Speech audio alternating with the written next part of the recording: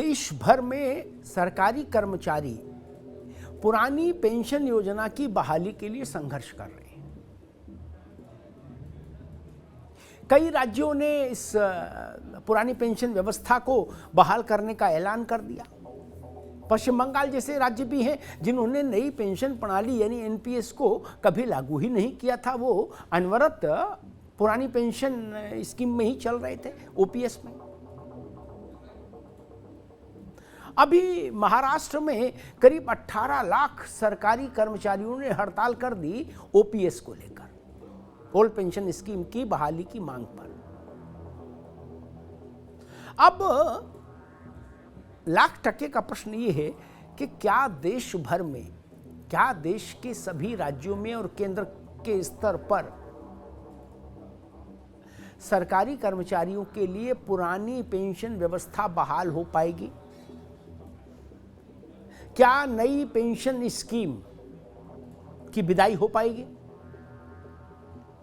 ये बड़ा प्रश्न है और इस प्रश्न का उत्तर मालूम कहां टिका हुआ है?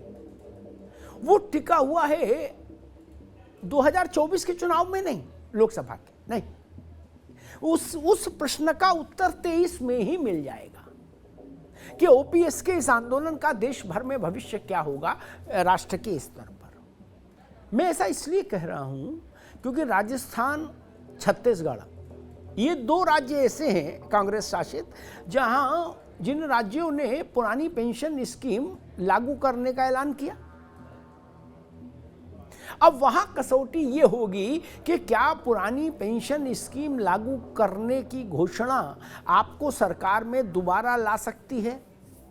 अगर ला सकती है तो बाकी राज्यों पर भी इस बात का दबाव पड़ेगा और लोकसभा के चुनाव के लिए भी दबाव पड़ेगा दलों पर। एक दूसरा, महाराष्ट्र और कर्नाटक, ये राज्य जो भाजपा के द्वारा शासित राज्य हैं। महाराष्ट्र में युति का शासन है, भाजपा और एकनाथ शिंदे, और कर्नाटक में भाजपा का शासन। इन दो राज्यों में भी चुनाव है।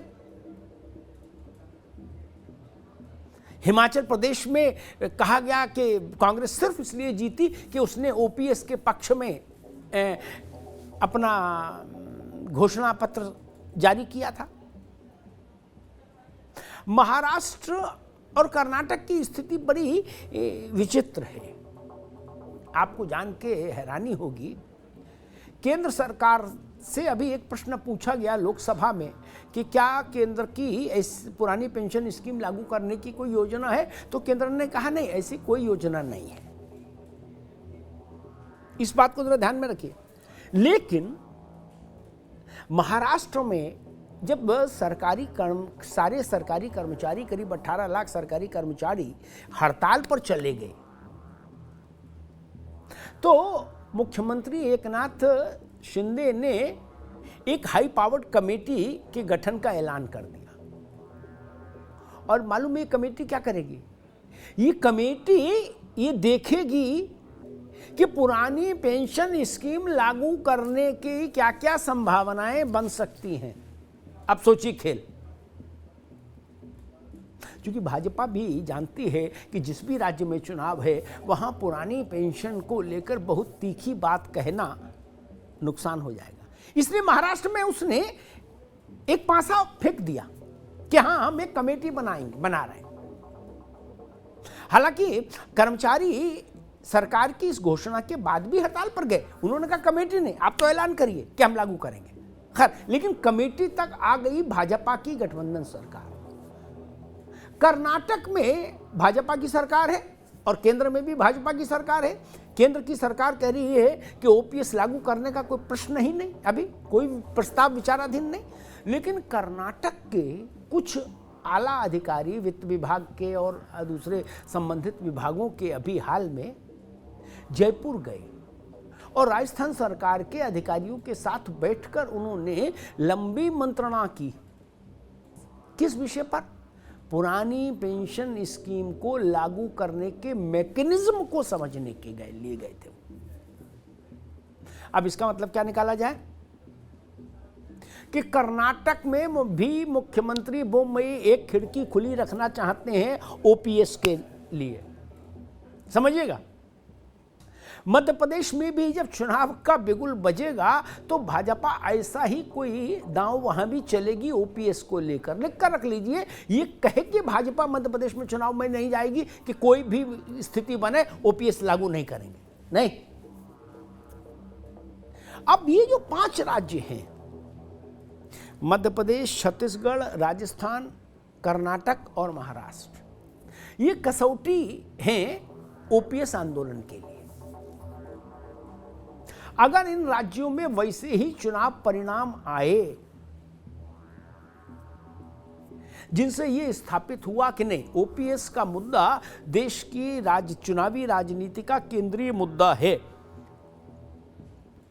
तो यकीन मानिए उसके बाद 2024 के चुनावी महासमर में, यानी लोकसभा के चुनाव में, भाजपा हो चाहे गैर भाजपा दल हो, सबके एजेंडे में, सबके घोषणा पत्र में आपको ओपीएस की बहाली की घोषणा का वचन दिखाई देगा। लेकिन अगर राजस्थान और छत्तीसगढ़ में ओपीएस लागू करने का लाभ वहां की सरकारों को नहीं मिला, महाराष्ट्र, कर्नाटक और मध्य प्रदेश में ओपीएस को लेकर जो दल सबसे मुखर होकर सामने आए चुनाव में, अगर उसको लाभ मिलता, चुनाव में नहीं दिखा, तो मुझे लगता है ओपीएस को लेकर चल रहे आंदोलन के लिए मुश्किल हो जाएगी 2024 में। इसलिए अभी सारी ऊर्जा आंदोलन की 23 में, इसीलिए इस आंदोलन के जो सूत्रधार हैं लोग, वो सारी ऊर्जा 23 में इन राज्यों में झोंकना चाहते हैं ताकि एक नजीर बन पाए राष्ट्रीय स्तर पर, राष्ट्रीय दलों के लिए, और एक दबाव समूह पैदा हो भारतीय जनता पार्टी के लिए भी और कांग्रेस के लिए भी। क्या वास्तव में इन 5 राज्यों में ओपीएस चुनाव का रुख मोड़ने वाले मुद्दे के रूप में स्थापित हो पाएगा? संख्या छोटी नहीं है। महाराष्ट्र में अभी जो हड़ताल हुई, 17-18 लाख लोग हड़ताल पर गए। 17-18 लाख लोग, एक व्यक्ति का 5 लोगों का परिवार मानकर चलिए तो कितने लोग हो गए? लगभग 80-90 लाख लोग, 1 करोड़ के आसपास, एक बड़ी संख्या है। और सरकारी कर्मचारी बाकी समाज को भी प्रभावित करता है। हिमाचल छोटा राज्य है, लेकिन वहां ओपीएस के मुद्दे ने एक बड़ा पॉलिटिकल एजेंडा सेट कर दिया। और अशोक गहलोत और भूपेश बघेल ने भी यही सोचकर ओपीएस को फिर से लागू करने का ऐलान किया था कि ये मुद्दा उनकी सत्ता में वापसी सुनिश्चित कराएगा। इसलिए उनको भी इंतजार रहेगा ये देखने का, परखने का कि क्या ओपीएस का मुद्दा उनको फिर से सत्ता में वापस ला सकता है कि नहीं। इसलिए ये जो 1 साल है जिसमें इन 5 राज्यों के चुनाव होने हैं और परिणाम आने हैं, वो इस आंदोलन के लिए बहुत महत्वपूर्ण है, ओपीएस के भविष्य के लिए बहुत महत्वपूर्ण है और एनपीएस के भविष्य के लिए भी बहुत महत्वपूर्ण है। धन्यवाद।